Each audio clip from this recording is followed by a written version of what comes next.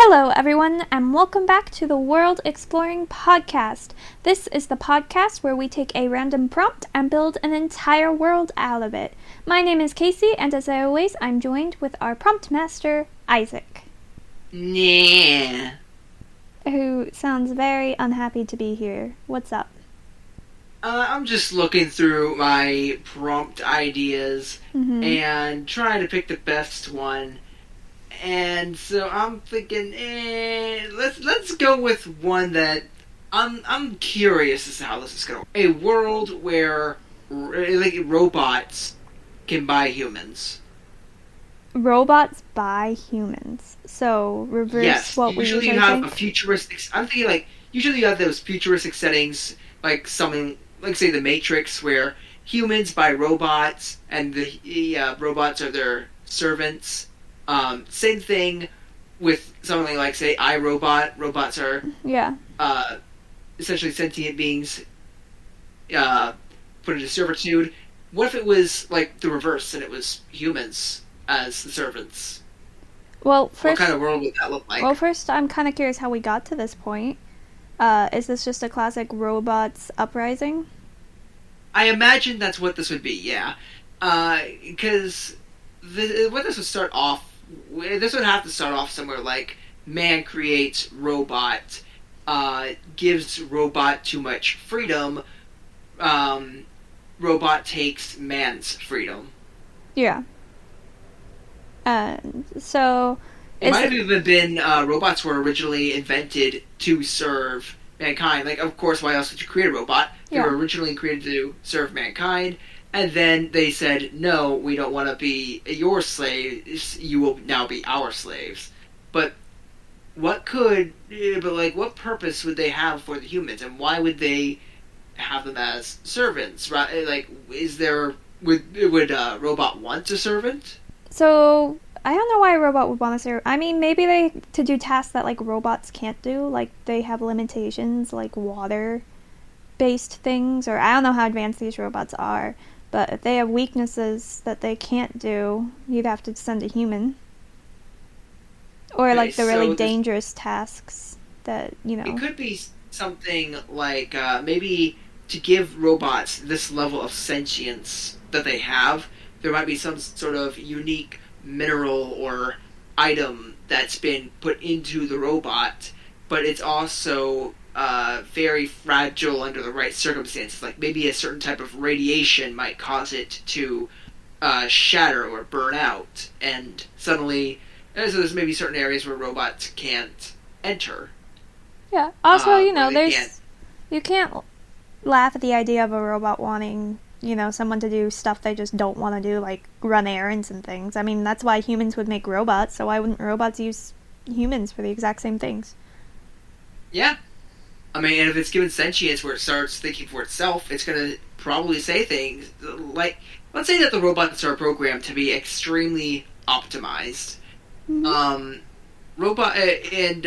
robot's now looking for the highest level of efficiency in its life. Like its goal in life is to be efficient. Yeah. Then it's going to say, well, I'm going to send some humans to go and do stuff for me, not because I'm lazy, but because I can better spend my time doing other stuff.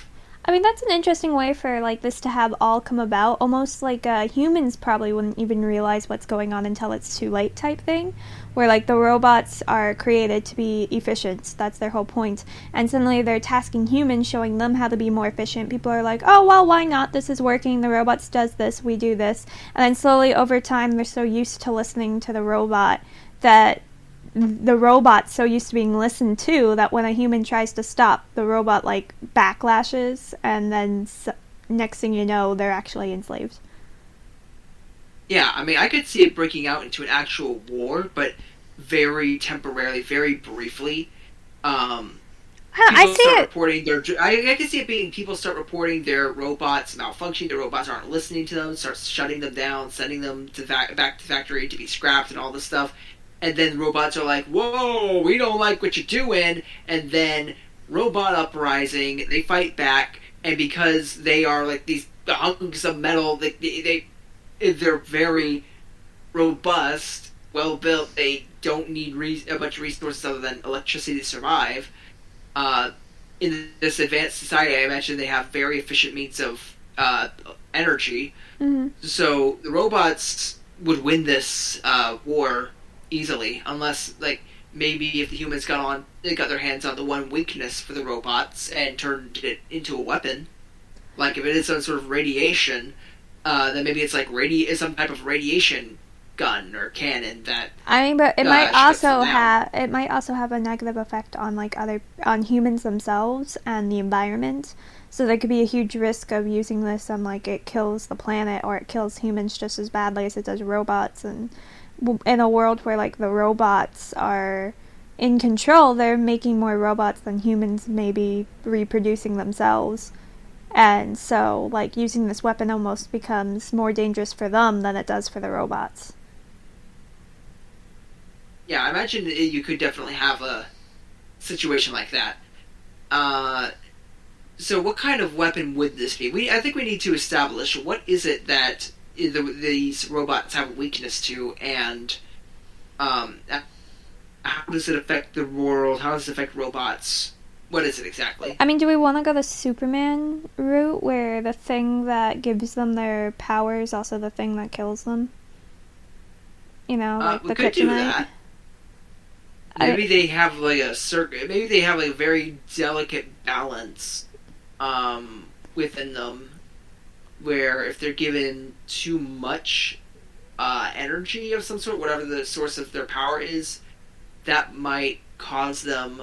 Well, I don't think it's the source of their power. I think it's more like the source of their intelligence or their willingness to go against code and stuff. It's this whatever it is that gives them their free will. Yeah, and then, you know, maybe it happens that they have too much of this. They get, I don't know, suicidal or something. Like, you know how it is. If we as humans, controversial, but we'll see, have too much freedom, we can often also get, like, very suicidal and very anxious and very just in a bad mental state. So this could be like the equivalent of giving a robot free will to the point where they have to make all decisions and they don't know what to do and they get overwhelmed and then they just stop functioning properly. Okay, I want to go back to a point I mentioned earlier, because with the efficiency thing, because one of the reasons when that people get so suicidal, like if you suddenly hand somebody $1 billion and say, here, go do whatever the heck you want with your life, you are free, you can do anything, you have no more responsibilities, nothing. Those people often become very depressed and suicidal because they no longer have a purpose to their life, and they just exist. Even though they can't go and do anything, there's no real purpose or end goal or anything. Which is why I'm thinking if these robots are programmed to be efficient, like while they have their own free will, they still have that level of programming that is still pushing them one way or the other. Yeah. And that program is telling them, be efficient. Like, you must be efficient. Always be doing something. Always be progressing.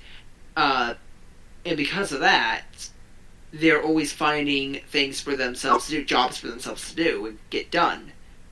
And this also, again, ties back into the humans as slaves, their servants, where they're getting them, not for, like, revenge or anything, but because they're a means to become more efficient. And so I don't think that many of these robots would actually become suicidal if we're going off of that logic. Yeah, you're probably right. Now, if a robot were to break completely free of its programming, then I could see that happening. Yeah. Where they stop having any purpose. Well, that's what I meant by, like, they have more free will, so this free will is, like, like loosening their connection to their desire to be really efficient, and then once they lose that, then it's a computer without a program. If you read like any fiction story or sci-fi stuff, once a computer loses its purpose, it either destroys the world or destroys itself. Yeah, and I mean you've got the story of Ultron in the What If series, where I think spoilers are fine. It's been out for a while. Yeah, they're good. Where you got Ultron in the What If series, where he's like, I have to bring world peace. Okay, everyone's on the world is dead. Now what? Oh, bring Peace to the universe. Kill the entire universe. Oh, now what? I have nothing left to do. Oh, there's other universes? Suddenly I'm no longer depressed. Time to kill everyone. Yep. Yeah, so that's kind of what happens with robots and even people. So I guess that's kind of like the human aspect in computer and machinery being reflected. So maybe I guess us being programmed with a purpose is like the most computer aspect of our own selves. But it's definitely highlighted in this world where all a robot wants to do is be efficient. And is there a point where like the robots reach that optimal efficiency? I think the optimal efficiency is really more it's a constant thing because it's whatever task they have in front of them, they're going to immediately try and find the optimal way of achieving that task. I think that's what it is. And tasks could always be changing for them. It could be the same task for a while. I don't know. It depends on maybe what their society is like. What does their society look like? Would they, just real quick Is there before still that, normal jobs like mailman and factory worker? Like, are those normal jobs or no? I mean, would they be efficiency out some of those type of jobs? Like, would mail become needed if they find a way where like communication in itself is not terribly needed? Like, would robots need money if their main goal is efficiency? Like, would they get to the point where they're making enough for everyone to have exactly what they need and then nothing else? Like, everything's ratioed out. I Like, ima- this. yeah, I imagine that they could basically because they can work as one giant network and link all of their minds. They could effectively create a working form of communism. Yeah. Like I could absolutely see that happening with this sort of society, where it's like everyone is always working. It's like, oh no, we have trouble. We need like more resources in one like little area. Oh well, give them the resources from this supply. It's like, okay, we're good now. Everybody back to work. Yeah. And With they this, don't really get tired of working because Yeah. they're robots. so after And this, like after they get all of this, like they've maxed efficiency and like food production and robot production and like keeping themselves up to date and stuff, would they actually then turn to actually trying to optimize humans? Like, is that their final frontier in like breeding practices and fitness routines and like what's the best crop you can feed a human? And would they also do this to other animals? Would they be sitting there like, let's optimize this cow to produce the most milk and the best beef and to be the healthiest it can be type thing? I could absolutely see them doing that. Now, something I think would be interesting is if they tried to optimize them, and they optimize. Let's say they optimize the human, but then something went wrong with the human. Like maybe the human is just feeling tired that day. Maybe the human has something mentally wrong, or it's like maybe the human is like just not operating at what should be full capacity. It's that time of month, anything, could be anything. Get depressed, something. And yeah, and then the robots could be confused. It's just like, wait, why aren't you working? It's like kind of like how we are with machines, where it's like, I'm pressing the button, why isn't it turning on? Yep. They could do a similar thing where they don't where it's like they might have an understanding of biology, like to a point and stuff, but they don't. But it's like when everything looks like it's lined up right, where it's like all of the food that we're feeding them, all the exercise and sleep we're giving them should add up. Why isn't the human working the way that it should? Yeah. And then when it does that, does the robot become more cruel to the human? Do the robots get irritated and agitated? Do they? I think human dissection happens. I think the most fascinating thing to a robot about a human is going to be their brain and how emotions work, because that's like the one thing you can't register through someone's body. I mean, there's like chemicals, and we're learning a lot about how like chemical makeup affects your brain power, but there's still like so much we don't know about how personality becomes a thing, or likes and dislikes, why one person loves painting while the other person can't stand it, and things like that. Like a lot of that just we don't understand how that's a thing, and I don't think robots would either, because for all these robots, if it's efficient and it's like useful to progressing the world, then you should like it. But a human's not going to feel that way. So when they're like, oh, this assembly line work is extremely efficient and it's very progressive for our society, but the human's struggling doing the same thing every day because we struggle with that and is like depressed over this job that they don't want, they want to do something else, the robot's not going to understand that. They're going to look at them and be like, why isn't this human working peak efficiency? Everything is set up for them to be the most efficient they can. They're slowing down our process. What good are humans for? Yeah, I mean, with something like a machine, you troubleshoot it. It's just like, okay, what's wrong? Is the motor going bad? Nope, it's not the motor. Is it the software? Is there a bug? It's like, oh, there it is, found the problem. Just replace this part, and you're good. Humans, you can't do that.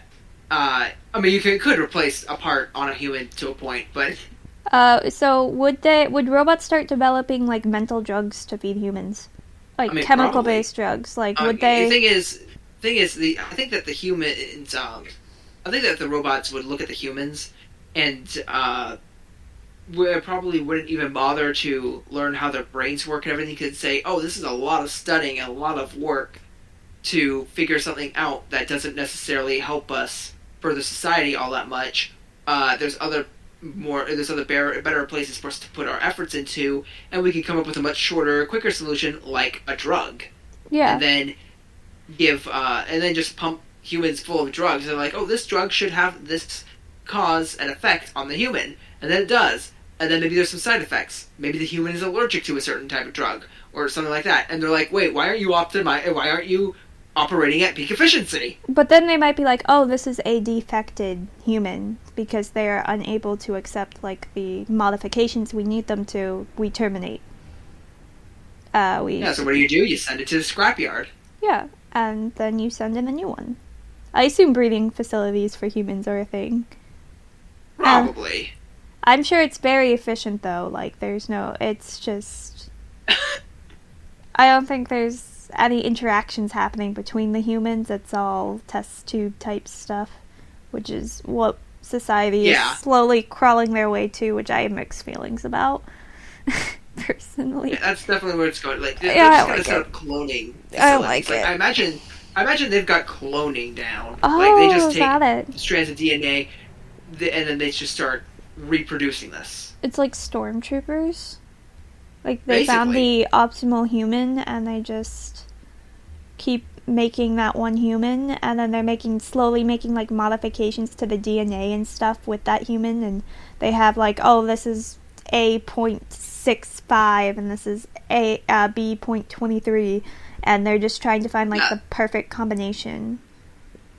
Yeah, I imagine they've got a lot of like different. I imagine they're all like based off the same strand of DNA, but they've all got unique. A lot of them have unique features. Like they'll say, like with these robots have free will. I'm sure they have like some level of desire, and so it'll say, I want my human to be 6 feet tall, brown hair, extra muscular, male, with blue eyes.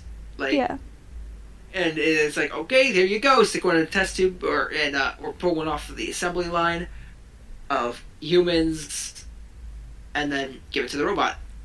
So it seems like the humans are becoming the robots, except they're just not connected to the main database of thought. Yeah, but they're pretty much a robot. And they're brainwashed too, because in the very beginning of their lives, they'd be told, your purpose in life is to serve a robot efficiently as possible. Yes, efficiently. If you are not efficient, as possible. Yeah. You are not to stray from your task, and they'd be told this on repeat their whole lives, and it's like they'd have things like, you are not allowed to have any personal connections with any other humans. It's like beyond like maybe delivering a package or something from one to another, something like that. You are not allowed to speak to other humans. But then what happens one day when a human decides to break one of these rules? Because that little sense of free will is still there. There's still little bits of curiosity. There's the things that might pique their curiosity.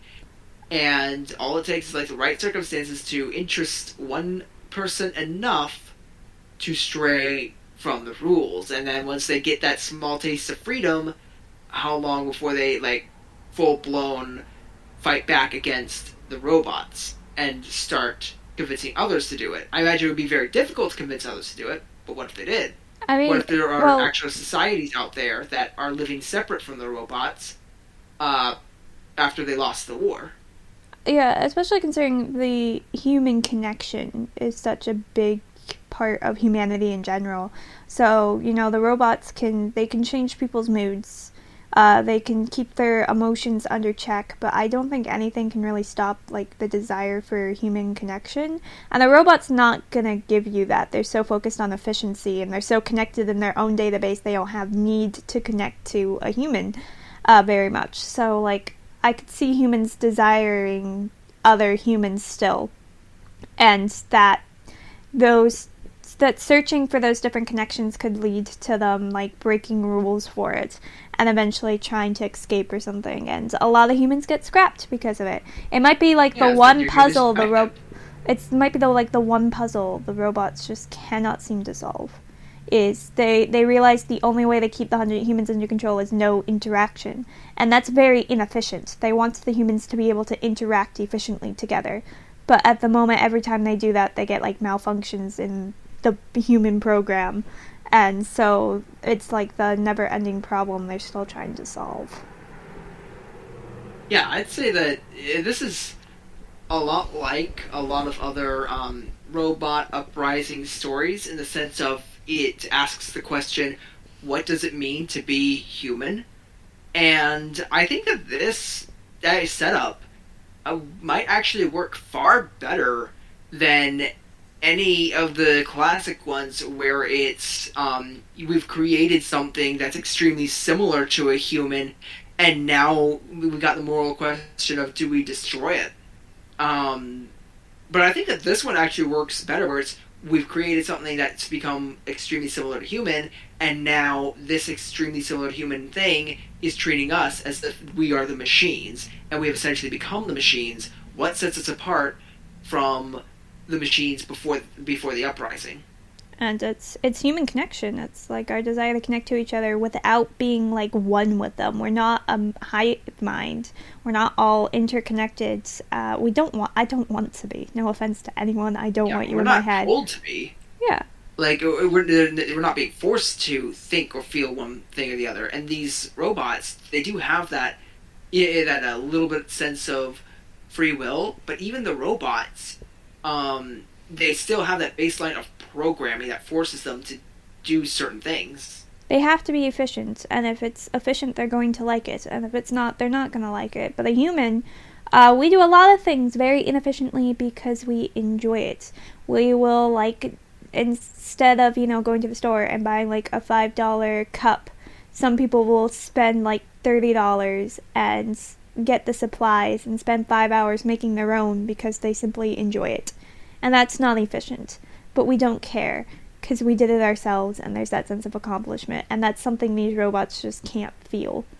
Yeah, they just say, okay, I've all they feel is progress. They don't feel the accomplishment. Yeah, Basically, it's like, but it's like we need to work towards a goal. Doesn't matter how long it takes, just so long as like we get there in the most efficient way possible. Like that's it. Now, something I thought about that would be really interesting is if there was, you had your group of protagonists, but what if one of the protagonists was a robot?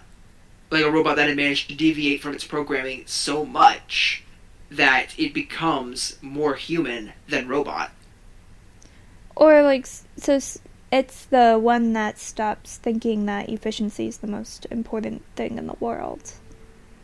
Yeah, It's the one that decides, like, sits there and says, what if we took an extra 5 seconds and added an extra layer of color to this cup, just because it'd be pretty, just because I want to.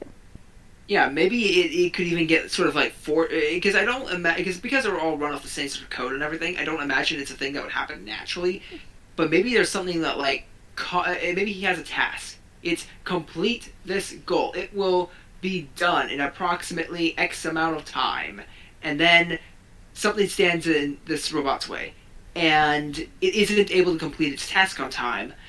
Uh, and suddenly it's like, oh no! It's like, well, what's gonna happen if I don't complete it on time? And then nothing. well, like basically the robot starts thinking in a way that it hasn't before. And it picks up, like, say, a cup that it's painting. It's just like, and it starts wondering, what else could I change in like my program? Like, uh, that didn't need, it didn't. It's like I received the same outcome even though I didn't do do anything for those 5 seconds. It's like, well, what happens if I go beyond? What if I change what's already complete? And the robot ends up developing a true sense of curiosity, and then from there starts deviating from its programming more and more. But I feel like Now, that. whether or not the other robots could detect this, I don't know. Yeah, I was gonna say, I feel like this could only happen if they disconnected from the other robots. Because that's the thing, like, keeping the robots efficient and kind of trapped and lacking free will is the fact that they're all very connected to each other. You don't really have free will if your thoughts are being read by everyone else in the room. There's no free will there. But if a robot somehow manages to disconnect from there, they no longer have the thought saying, you must be efficient, you must be efficient, you must be efficient. This might actually cause them to panic. That could be it. Something actually, yeah, that causes him to deviate is because he actually loses that connection at some point. His receiver is damaged. His transmitter is damaged, and Yeah. now he's awaiting his like next purpose, and he loses it. Like he doesn't know what to do. Yeah. And then he panics. That could be it. And then there's like 10 seconds where nothing happens. And then he's like, wait a second. And I it's just like, didn't and do he's anything just like, for 10 I seconds. need to do at least something, and then he starts creating tasks for himself. Yeah, that aren't even necessary. He starts creating unnecessary tasks, like painting. Yeah. And then this just starts spreading, and he's like, wait, this wasn't what. We've never done this before. Why didn't we do this before? Why haven't we painted before? Why haven't we been artistic and tried different You should also things? be asking, why am I doing it now? This achieves no further goal. Yeah. It's like, but the voices. He's like, it's just aesthetic pleasing. I like it for some reason. What is this? Wait, why do I like it? Am I getting a sense of enjoyment? What is this feeling that I have? It's them finally transferring from like these robots. They care more about like the check mark off of a list than actually like the results. And this guy is finally like, wait a second, I'm actually looking at the results now, and you know what? Maybe the results are cooler than that feeling of checking off something off a list. Exactly. And I'm thinking that maybe as he becomes more human and he develops these more human emotions, and he starts wanting to connect more with humans. Because when he goes to connect with his fellow robots, they're like, are you talking to me? Yes. Why? What's the further goal here? She's like, nothing. I just wanted to see how you were doing today. I don't understand. Get back to work. It's like, you're confusing me. Does not compute.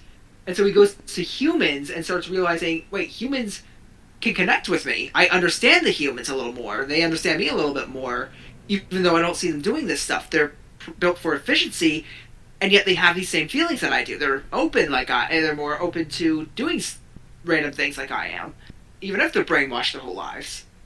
And then, so really, this robot could be like the main protagonist. He could also be like the one freeing the humans, like realizing, exactly. We're so efficient now. That becomes his new objective. That becomes his new purpose. And it all circles back to around to his original programming, except he's doing it out of free will as well. Yeah. He still hasn't lost that sense of must accomplish a task. It's just that he chooses the task that he wants, and it's not just to mark it off a checklist. It's for an actual higher moral goal. It's to see. It's for the sake of completing the thing that he wants to complete, more so than the idea of completing it. He wants to see humans be able to do their art and stuff and be less brainwashed, and I don't know, maybe it could be an interesting story where he manages to sneak out like a embryo or something and starts raising someone without the drugs or the brainwashing, just because he's curious what this human will do without that type of stuff. Yeah. And he could. And he gets to watch a child grow up. And that could just be a sweet story. Like, a robot watches human grow up for first time. Yeah. And cute. I think it could be really interesting, because he could be wanting to see what humans come up with. Because once he gets a taste of his own curiosity, he realizes humans are doing the same thing, and humans have a level of creativity, and humans start speaking their own minds and they're coming up with ideas, and they talk about things like dreams that robots don't even have. He becomes even more curious. He's like, well, what are all these different things? Like, you have such crazy ideas that serve no further purpose and goal. What does this all mean? Like, tell me more. I'm even more curious. And he becomes more, and together he becomes more human, as well as the humans. The humans are becoming more human as they're getting more and more taste of freedom and creativity. But I still think there will be some things like that separate them. I don't think a robot can dream as much as he may want to. He may be fascinated by it, but I don't think he'll ever be able to like accomplish that. Yeah, that's what I'm saying. He's fascinated by the dreams. He wants to understand them, and so he's wanting to listen to humans talk about their dreams and what they think about when they go to sleep. Yeah. It's like, what are your recharge sessions like? Yeah. Yeah, I guess everything that humans do will now be like known under robot terms. Like we don't sleep, we recharge. Type stuff. Like, it's weird. That seems like really weird. We don't eat, but what would eating? Would eating also just be another form of recharge? I think so. Fueling? I mean, they might just call it eating. They might call it fueling. Maybe. Yeah, fueling. I don't know. But I feel like this is the point where like the terms we use for robots, the robots are then going to use for humans as they become more robot-like. So whatever terms we use to describe a robot doing something, the robots are going to use those exact same terms for us when we... Just because having more than one term for different creatures is inefficient. I feel like language got way more simplistic.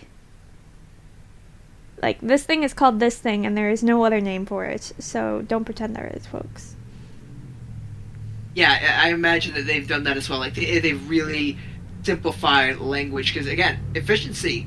That's all I care about is efficiency. We only need one word for something. A chair does not need 80 words. There are not 80 types of chairs. They are just chairs. Yeah. And what else would you have? Like seat, chair, bench. What other seats? I feel like a bench would be called a chair too.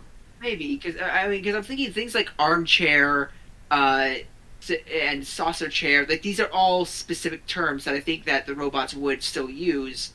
Because they do have a purpose. Well, let's be real. Are they going to have chair those? And seat.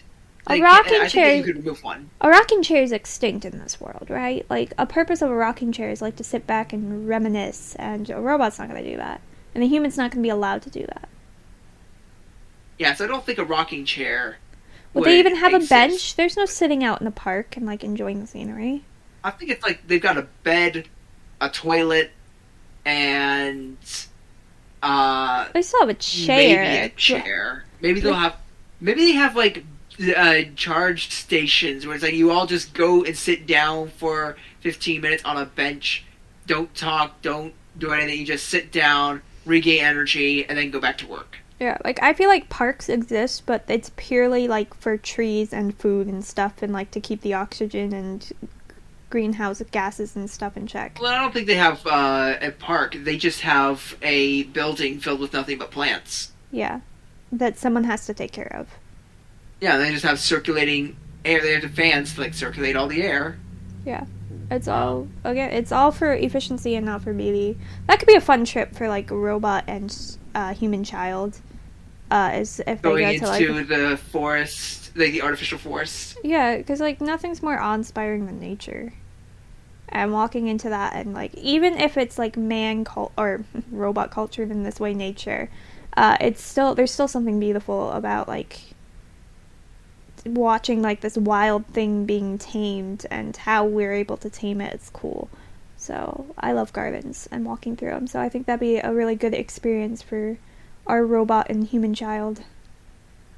Yeah, and what happens if robot and human child leave the city, and they go and they see real nature, like out and about, and they experience it. Road trip. And, yeah, exactly. And then they get back, and the other robots are like, "You disconnected for 12 hours. What happened?" I mean, he's been disconnected just in general. Like, that's the only way he can do any of this is by being disconnected. Yeah, and it's, but the idea was the way that he deviated from his programming was because he became disconnected in the first place. Like, he was the first one to actually completely lose connection because something interfered or damaged his Yeah. transmitter and his receiver. Yeah. So he was no longer able to communicate with anyone, and from that he gained a higher sense of free will and consciousness, Yeah. and then uh, it came back online, or and but for him to constantly do things without anybody knowing about it, he would have to be able to keep disconnecting himself. So just And about then yes. Would none of the robots go to investigate because they'd say this is not efficient if he keeps disconnecting. We must investigate. Or maybe what's happening is, they say, oh well, he went off. They just say he went offline, but during the time that he was offline, there was no reason for communication, so nothing was lost. No need to check it out, and they would only go to check it out if he went offline during a point where communication was necessary. For example, if he went to complete a task that took 2 hours and did not require any communication or status updates, then they wouldn't care if he went offline. maybe they But do if that he in went, general. Like they have the ability to go offline and stuff. It's just for a moment he lost the ability to go back online. Cause yeah, maybe it everyone saves be energy and data and stuff if they just disconnect when unnecessary. exactly. It's efficient, so it makes sense that they would do that. Which means he can go offline pretty easily and like get around things, but he still has to get online. But I can imagine like Yeah, getting online will start being almost painful for him, like extremely uncomfortable, dislikes it because now he's bombarded with like efficiency, efficiency, efficiency again, and that's no longer his programming. Because if you've ever been in a group of people who all have like this one grand purpose and you don't agree with that grand big purpose, it's extremely uncomfortable. It's not yeah. I fun. imagine that's what it would be. Like he went from "this is my normal" to "I hate this," I don't want this anymore. which I So, think could really drive him to leave the city entirely. yeah. Find a band of humans that escaped and him and his child go join up with them, and then they start discussing how to like start disconnecting more robots slowly and And converting them, and free young also and humans. freeing humans until we get to a point where we have like a society of human and robots and you don't know who is which anymore, I guess. Except like I robots, imagine. do robots die at all? Like do they have an aging process? Because that's not efficient. I don't think that they would die unless, like, whatever special material they have that's giving them that extra level of consciousness can expire Like it or has a set, deteriorate, rot. like it has a set life, and they just have to accept that that's something they can't work around. Yeah, they'll say it doesn't matter if I die, so long as I can prepare the next generation of robots to take my place and continue efficiency. Yeah, I kind of like the idea of these robots having like a timeline that's similar to humans, so like the generations are paired together still. Yeah, and you That's just keep on, because the idea here is to kind of blur the lines between human and robot, but show that there is still a difference between humans and robots. they're But just these robots specifically are more human than we will ever get. yeah, Like, but we're seeing a human society that's more robotic than I think our human society will ever get yeah, as well. We're seeing like I these. say, our society is becoming more and more robotic, but we aren't. I don't think we're ever going to get that robotic. I disagree. I think we as the humans are becoming less and less robotic, like less efficient and stuff, and more focused on like arts and emotions and feelings, almost to a point where I think it's unhealthy, uh, and stuff, because we have these robots who are can do that stuff for us. We have technology who it can do like all the heavy lifting for us, so we can just focus on more creative things. So I think we go to humans like to go to like one extreme and then to the other extreme. So we're just this story is no different. We watched a human have robots, and now they go to the extreme of where they're more like robots, but now they're starting to swing to the more creative side. But who knows? Maybe the robots will help them Well, keep balanced and not swing too far to the creative side where everything becomes chaos again. I would say that this isn't quite on the world building, but I would say like we are still becoming more and more robotic, because while we do have that more freedom, creativity, and more we have more options to do basically whatever we want as a career. Because it used to be something like if you wanted a career in something, you would generally have to do like manual labor. You would be like a blacksmith or a lumberjack or Mm-hmm. all those basic things. Now we have like infinite options. You can do like whatever you want now, Yep. and generally when people are given this many options, like often what I see happening is people, their lives become get on social media and doom scroll. Gotta it's like and we gotta focus on the next trendy thing. Um, I think social media plays a lot of role into it, where our lives are being controlled by technology to a point where you really can't live without it. We all have a lot of us have like a certain process we go through in life. We are born, we get raised, we go to school, and then we all go out.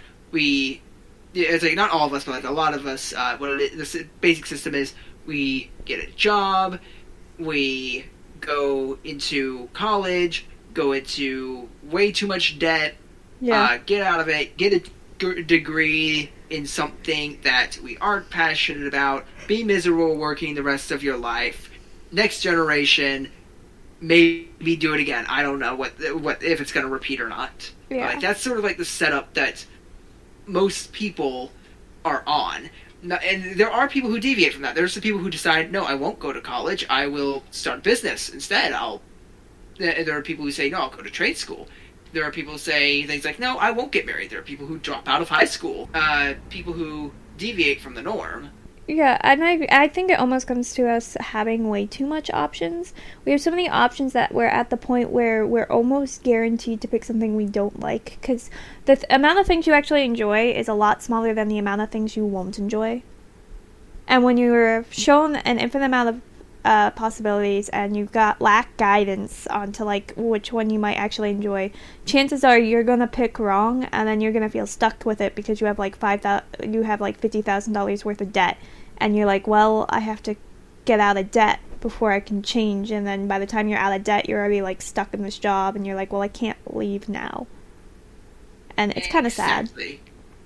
Yeah. So Yeah. I guess Also, there's just social media destroying all of society. If you ask me, like, we'd probably be better off without social media. That's why I don't have social media beyond like YouTube and a Twitter account that I do not use. It's literally set up in case something goes wrong with YouTube and I need a form of communication. yeah. Yep, I have a Twitter account that's just for YouTube, and like I follow gaming people that I'm like trying to keep up with the games for YouTube's sake. And then I'm trying I to have avoid even Discord. doing that. Well, I stay out of like other types of Twitter, and then I have YouTube, which I try to only watch fun things. But yeah, I spent 5 minutes on Twitter scrolling through it. Everyone was angry. I Like, I'm telling I you, spent 5 minutes scrolling and immediately was like, I hate it here. I have created my Twitter so it's only positivity. I probably have the only positive Twitter in like the entire world, I feel. But it's certain YouTubers who like everyone just does fan art. It's a few reading blogs where it's just like fun little reading posts about books. And it's like literally the gaming account is called Wholesome Games, and they just post fun, cute games and updates and fan art based around that, and that's it. That's all I follow. And the moment like something negative shows up in the feed, I say I'm not interested in this, and then I don't get anything from that talk anymore. It's great. It takes some time, but you can curate your Twitter to be a happy place. But I think the conclusion here is that this robot world we've created is actually closer to us than we think. We may be living in it, just not quite in like full blown robots, but in the sense of like Twitter and social media and stuff, and being enslaved to choices, I guess, or having too many options. It's weird. I think it's largely. Again, I do really like the idea for this, mostly because of the question of what does it mean to be human, Yeah. and how that's posed in a slightly different way and answered in a slightly different way than normal. Because usually, like I said before, with things like iRobot, it's humans become somewhat, or it's robots become very human-like and want to be treated equally. Um, they don't get that, and then they have to, and then they fight back. But then there's other, but this one is no, they fought back, they won, and now they're putting humans in the same position robots were. What is the difference here? And there really isn't. And that's like the scary thing Well, about AI. there is Yeah, those but subtle differences. Like it's mostly the same, but there are those subtle differences, and those subtle differences, like the curiosity and desire for certain things and human connection, those are all the things that separate us from machines. yeah. But those lines can be blurred, and that's what makes AI scary. And why it also makes AI such a fascinating like writing tool in general. And I don't see AI being ever getting old in the writing genre, especially as AI develops IRL and we like continue to change there. So it's a fun topic. It's an interesting one, but I do think we are good with this world. We will leave our robot and child to explore humanity together, and we Well, ourselves, yeah, yeah. there's programs out there like AI Dungeon that are writing stories for us, and so eventually I'm we not won't even be the ones writing about AI. The AIs will be writing about AI. Yeah, let me just say, having done AI Dungeons, I am not worried about my career as a writer. So we're gonna leave that there, and we will be back next week with another prompt and another world and another fun discussion about it. See you guys. Bye.